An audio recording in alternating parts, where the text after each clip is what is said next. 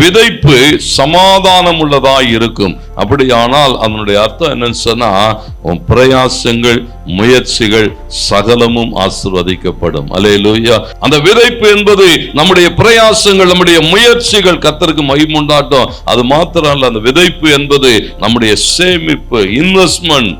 எதுலெல்லாம் investment பண்ற ஆண்டவருக்கு மகிமை உண்டாட்டும், எல்லாம் ஆசீர்வாதமான பலனை தரும். அல்லேலூயா.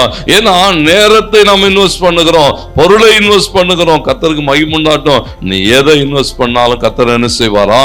அவைகளை 100 மடங்கு பலனுள்ளவைகளாய் திரும்ப தருவார். விதைப்பு சமாதானம் உள்ளதா இருக்கும். தேவனுக்கு மகிமை உண்டாகட்டும். சுவிசேஷத்தை விதைக்கிறீங்களா? திரள் கூட்ட ஜனங்கள் கர்த்தர் இவர்களோடு கூட இருக்கிறார் என்று சபைக்குள்ளாய் கடந்து வருவார்கள். அல்லேலூயா. விதைப்பு சமாதானம் உள்ளதாய், விதைக்கிறவர்களாய், விளைவின் பலனை பெறுகிறவர்களாய் கர்த்தர் நம்மளை நடத்துவார்.